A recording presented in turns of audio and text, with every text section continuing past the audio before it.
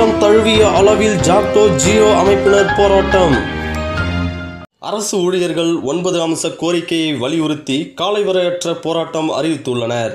அதைத் தொடர்ந்து நேற்று வேலைநிறுத்தம் மற்றும் வட்டார தலைநகரங்களில் போராட்டத்தில் சுமார் 8 லட்சம் பேர் ஈடுபட்டனர். இன்று மாநிலங்கள் முழுவதும் சாலை மறியல் போராட்டம் நடத்தப்பட்டு காவல்துறையினரால் கைது செய்யப்பட்டுள்ளனர்.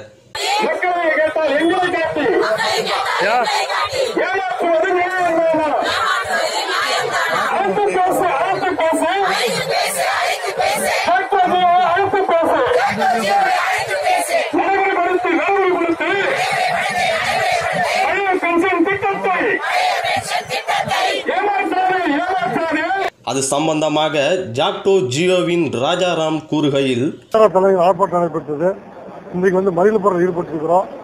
இன்றைக்கு முக்கியமான நாங்கள் ஏன் இந்த போராட்டம் ஈடுபட்டு சொன்னா, எங்களுடைய வாழ்வாதார பிரச்சனையான பங்களிப்பு திட்டத்தை இன்னைக்கு நடைமுறைப்படுத்தி ஆசிரியருக்கு பெரிய பாதிப்பை உண்டாக்கி இருக்காங்க.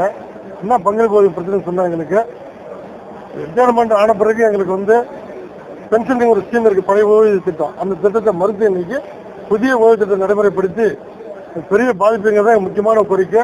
அது ஒரு ஒன்மேன் கமிஷன் போட்டு ரிப்போர்ட் கொடுத்து எங்களுக்கு நடைமுறைப்படுத்தாமல் இன்னைக்கு அரசாங்கம் ஈட்டடிப்பு வேலைக்கு செய்து கொண்டிருக்கிறது. உடனடியாக எங்களுக்கு அந்த ரிப்போர்ட்டை வாங்கி நடைமுறைப்படுத்த வேண்டும் என்பது முக்கியமான கோரிக்கை. இது சம்பந்தமாக ஜாக்கிர் ஹுசேன் கூறுகையில், எல்கேஜி நாங்கள் வரவேற்கிறோம், அரசு பள்ளியில் ஆரம்பித்து வரவேற்கிறோம். ஆனால் அதற்கான படிச்சிருக்கிற மேண்டேட்டரி திட்டம் பற்றி 1 இயர் கோர்ஸ் முடிச்சிருக்கிற அவங்கள போடாம இடைநிலை ஆசிரியர் பணியிறக்கம் செய்து உண்மை கணிக்கிறோம். என்ன காரணம், கலெக்டர் இறங்கி தாசர வேலை செய்ய மாட்டாரு. அப்ப எங்க கல்வி தேர்வுக்குள்ள வேலையை நாங்கள் கேட்டுருக்கிறோம். இது மக்களுக்கான எதிர்ப்பான போராட்டம் இல்லை, மக்களுக்கான ஆதரவான போராட்டம். அடுத்து மக்கள் எங்களை தப்பா புரிஞ்சுக்கிறாங்க, ஆசிரியர்களோட சம்பளம் வாங்குறாங்களே அப்படின்னு பேசுகிறாங்க. இல்லவே இல்லை, உங்கள்கிட்ட பிள்ளைகள் நாங்கள் எங்க சம்பளம் இப்ப 25 வருஷம் வேலை செஞ்ச பிறகுதான் நாங்கள் 45,000 50,000 தொட்டிருக்கிறோம். ஆனா எங்களுடைய அடிப்படை ஊதியம் என்னன்னா 1,200 ரூபாய் தான் வேலை செஞ்சு ஆரம்பிச்சோம். இப்ப வரைக்கும் ஆசிரியர்களுக்கு யாருக்குமே 50,000 ஊதியம் இல்ல, அவளுக்கு குறைஞ்சபட்சம் 22,000 தான் ஊதியம் கொடுத்துட்டு இருக்காங்க. இந்த அரசாங்கம் திசை திருப்பி மக்களை ஏமாற்றி கொண்டிருக்கிறது. நிதிகளை சொல்லிட்டு வேலை கல்வி செய்யும் போது படித்த இளைஞர்கள் எப்படி வேலைக்கு வர முடியும்? காலை பணம் நிறைய இருக்கும் போது அதை நிரப்ப இந்த அரசாங்கம் முடியாமல் மாணவர்களை எப்படி படிப்பாங்க? ரவி அவர்கள் கூறுகையில், சென்ட்ரல் கவர்மெண்ட்டுக்கு இணையாக போராடி பெற்ற அந்த 21 மாத கால நிலுவைத் தொகையை வழங்க வேண்டும் மற்றும் இடைநிலை ஆசிரியர்களுக்கு இழைக்கப்பட்ட அநீதியை களைய வேண்டும், அவர்களுக்குள்ள ஊதிய முரண்பாடுகளை களைய வேண்டும் மற்றும் இன்று வேலைவாய்ப்பை அற்று இன்று வேலைவாய்ப்பு அலுவலகத்தில் பதிவு செய்திருக்கின்ற 80 லட்சம் இளைஞர்களுடைய கேள்விக்குறியான வேலைவாய்ப்பை பறிக்கின்ற அரசாணை 56 நீக்க வேண்டும் மற்றும் இந்த அரசாங்கம் போராடுகின்ற அமைப்பை அழைத்து பேசி தலைவர்களை அழைத்து பேசி உடனடியாக இந்த முடிவு எடுக்க வேண்டும்.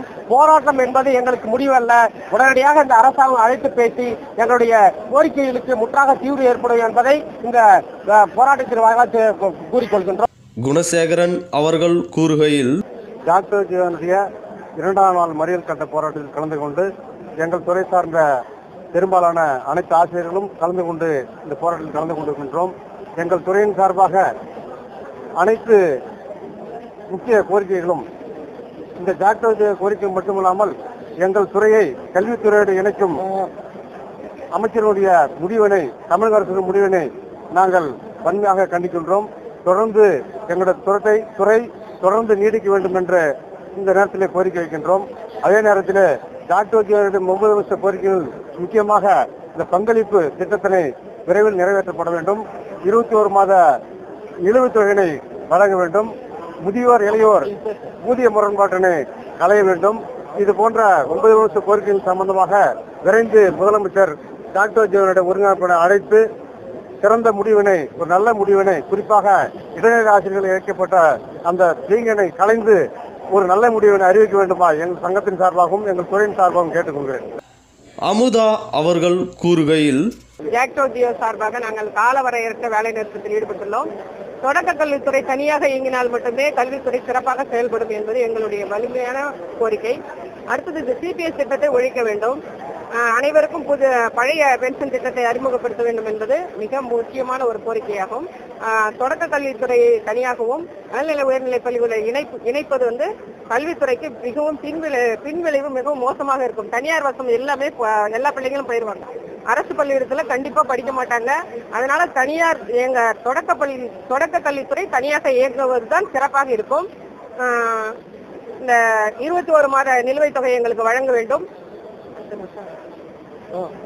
எல்கேஜி இடைநிலை ஆசிரியர்களை பணியமர்த்துவதை நாங்க வன்மையாக கண்டிக்கிறோம். அதற்கென ப்ரீ பிரைமரி டீச்சர் என்று ஒரு கோர்ஸ் ஆரம்பிக்கப்பட்டு அதற்கென நிறைய பேர் படிச்சு முடிச்சு வேலை வாய்ப்பு இல்லாம இருக்காங்க. அவங்களுக்கு ஒரு வேலை வாய்ப்பை ஏற்படுத்தி கொடுக்க வேண்டும் என்பதை இந்த நேரத்தில் கேட்டுக்கொள்கிறோம். தமிழக அரசு ஜாக்டோ ஜியோ அமைப்பினரை அழைத்து போராட்டத்திற்கு முற்றுப்புள்ளி வைக்குமா அல்லது தொடர் போராட்டத்திற்கு அரசு ஊழியர்களை தள்ளுமா என்று பொறுத்திருந்தே பார்ப்போம்.